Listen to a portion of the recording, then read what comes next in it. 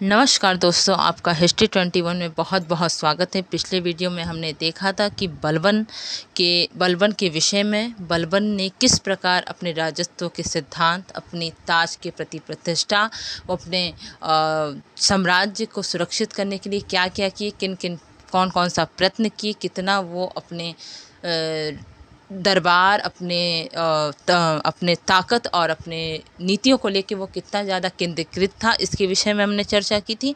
आज हम उस विषय को और उस टॉपिक को और आगे कंटिन्यू करते हैं और देखते हैं कि बलबन ने आगे और कौन कौन से महत्वपूर्ण कार्य किए। तो बिना देरी करते हुए वीडियो को स्टार्ट करते हैं। तो चलिए, बलबन ने बदायूं के आसपास के क्षेत्रों में राजपूतों के गढ़ों को नष्ट कर दिया। लोगों पर अपनी शक्ति और सामर्थ्य को प्रदर्शित करने के लिए बलबन अपने दरबार का वातावरण अत्यधिक शान शौकत से भरा रखता था। बलबन की मृत्यु 1286 ईस्वी में हुई थी। तो ये दर्शाता है कि बलबन ने किस प्रकार अपने दरबार, अपने ताज को कितने महत्व देता था, उसको शान शौकत रखता था कि लोगों के नज़र में वो हमेशा, उसका महत्व हमेशा ज़्यादा रहे और कोई भी ये हिमाकत ना कर पाए कि मतलब उसको कम समझने की या चीज़ों को कम समझने की। तो इसका पूरा वो ध्यान रखता था। बर्नी चूँकि लिखता है कि जब बलबन की मृत्यु हुई 1286 में, तो क्या उस टाइम का माहौल था, क्या स्थिति थी, इसके बारे में जिक्र करता है कि जो उसके मालिकों ने अपने वस्त्र को फाड़ डाले, सुल्तान के शव को नंगे पैर दारुल अमन के कब्रिस्तान को ले जाते हुए अपने अपने सिरों पर धूल फेंकी, उनकी 40 दिनों तक उसकी मृत्यु का शोक मनाया तथा भूमि पर सोए। तो ये समर्पण था, ये उसके प्रति अपने राजभक्ति को दिखाया। उसकी तो सुल्तान की मृत्यु के पश्चात अमीर पुनः सक्रिय हो उठे। उन लोगों ने कह खुसरो के मुल्तान भेज दिया एवं उसके स्थान पर बुगरा खां के पुत्र कैकूबाद को सुल्तान घोषित किया।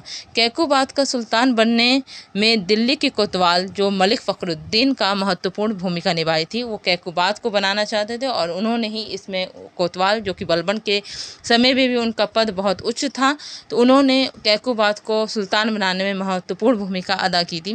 राज्यारोहण के समय कैकूबाद की जो आयु थी वो 17 वर्ष की थी और उसका पालन पोषण उसके दादा बलबन के संरक्षण में हुआ था, जो आचार विचार के संबंध में अत्यंत कट्टर था।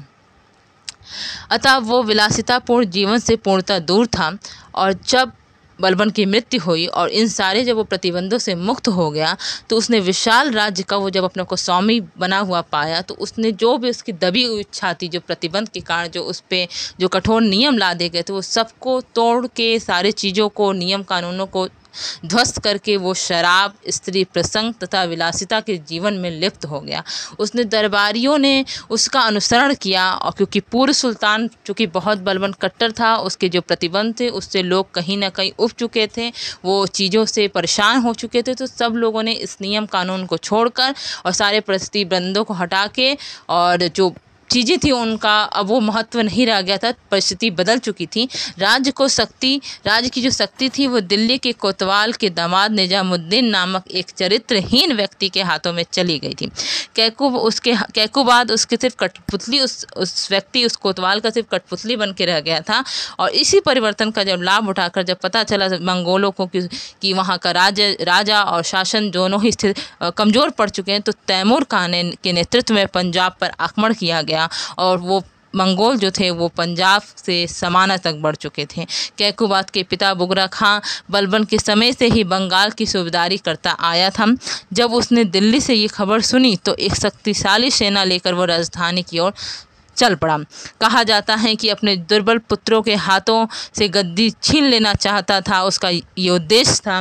किंतु एक अन्य लेखक का कहना है कि कैकूबाद को उचित सलाह देना चाहता था, जिससे वो अमोद प्रिय जीवन त्याग कर राजकाज की ओर वो ध्यान देने लगे।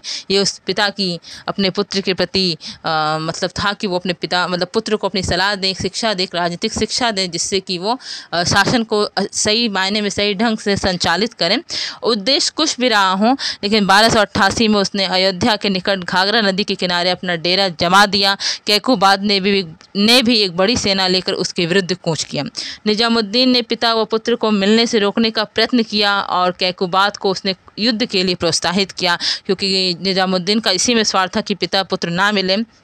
परंतु बलबन के समय के कुछ वफादार लोगों ने, स्वामी भक्त लोगों ने, सेवकों ने प्रभाव मतलब चीज़ों का प्रयास किया कि पिता पुत्र मिले, उनके बीच में कोई आपसी मतभेद ना हो, और अंत में यही हुआ, पिता पुत्र के मध्य समझौता हो गया। तुर्की अमीर जो खिलजियों को गैर तुर्क समझते थे, जलालुद्दीन के शत्रु थे, इसके कुछ ही समय पश्चात कैकू को लकवा मार दिया और तुर्क अमीरों ने उसके पुत्र को, जो अभी शिशु था, शमसुद्दीन क्यूमर्स के नाम सिंहासन पर बैठा दिया। और कैकूबाद के नाबालिग पुत्र क्यूमर्स द्वितीय जो की उपाधि से वो गद्दी पे बैठा था, तथा जलालुद्दीन उसका संरक्षक नियुक्त हुआ। 3 माह पश्चात क्यूमर्स को बंदी बना लिया गया और उसकी हत्या कर जलालुद्दीन स्वयं सुल्तान बन गया। इस प्रकार इल्बारी तुर्कों का शासन समाप्त होता है और खिलजी वंश की सत्ता स्थापित होती है। तो खिलजी वंश का कल नेक्स्ट वीडियो में चर्चा होगी, विस्तृत चर्चा होगी।